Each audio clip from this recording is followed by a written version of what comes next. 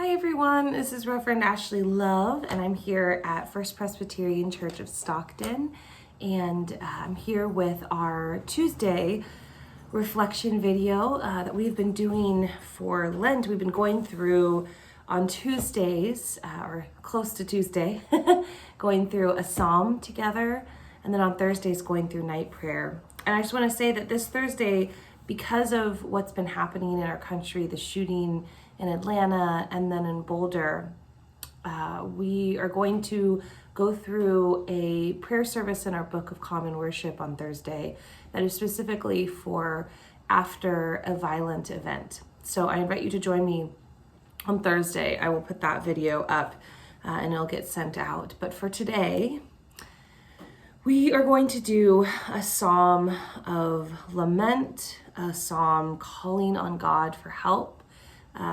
It's Psalm 94, and the Psalms are such a good place to focus for Lent because they give voice to so many of our laments, so many of our questions, so much of our desire for this world to be different, for God to remake this world, our longing for hope, for change, for healing. And so I'm going to read Psalm 94 and just reflect a little bit after it. But I pray that these words would help give voice to the emotions that you're feeling, the thoughts that you are thinking. May you know you are not alone, and that God is with us and hears us. And even though we don't know the why a lot of times of why things happen, and we sort through our response and have to work through that, we know we don't go through it alone, and we know the character of God, the one who is righteous, the one who loves, the one who brings justice. And so we work for it, we wait for it, we long for it, even as we sit sometimes, often among the ashes, among the bones, Ezekiel's image of waiting for them to come to life. And so this is Psalm 94. O Lord, you God of vengeance, shine forth. Rise up, O Judge of the earth. Give to the proud what they deserve. O Lord, how long shall the wicked exult? They pour out their arrogant words. All the evildoers boast. They crush your people, O Lord, and afflict your heritage. They kill the widow and the stranger. They murder the orphan. And they say, the Lord does not see. The God of Jacob does not perceive. Understand, O dullest of people. Fools, when will you be wise? He who planted the ear, does he not hear? He who formed the eye, does he not see?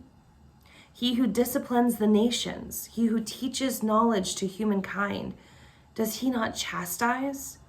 The Lord knows our thoughts, that they are but an empty breath. Happy are those whom you discipline, O Lord, and whom you teach out of your law, giving them respite from days of trouble until a pit is dug for the wicked.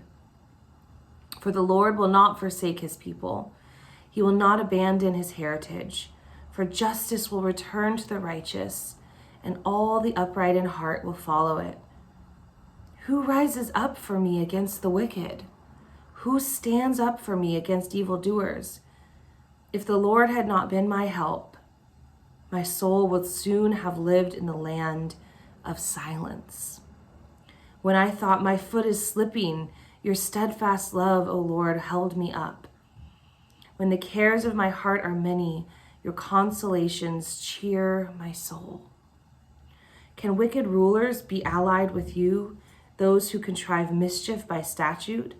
They band together against the life of the righteous and condemn the innocent to death.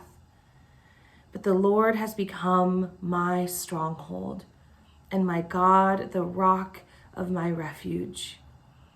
He will repay them for their iniquity and wipe them out for their wickedness. The Lord our God will wipe them out.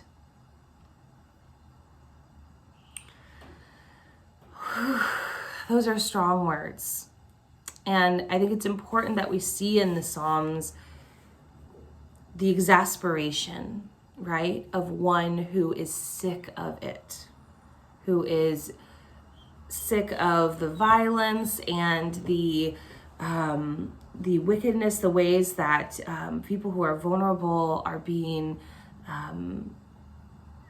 crushed. That imagery of the being crushed and and there's this tension between, it seems like these people are winning, the people that are doing violence and doing injustice. And so you have this desire and hope and knowledge that God is different and that God is bringing something different. And you have this hope that God would stop this from happening and would basically take down these people that are empowered to be able to do this. And we certainly pray for peace and for healing and for recovery for those who are in places where they are harming other people. But I think it is also appropriate and good to pray that they would be removed from the ability to hurt people, that they would be silenced when they speak words of violence and of hatred. And so as we consider this week, as we sort through the emotions, I hope that you found some familiar ones in this psalm. And they don't have to be fully resolved. They don't have to be tied up neatly in a bow. But one thing the Psalms always do is they reiterate who God is in the midst of them. That we don't know, that we don't know when or how, but we long that God would put a stop to the killing of innocent people, of our neighbors, this urge toward violence and lashing out. And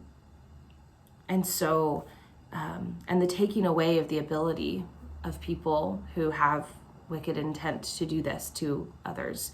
And so we hold that hope and we hold that longing, and we trust that God will uphold us through waiting and working for that in our world. So I invite you to come back to this psalm if you need to find words for what you're feeling or thinking, if it resonated with you.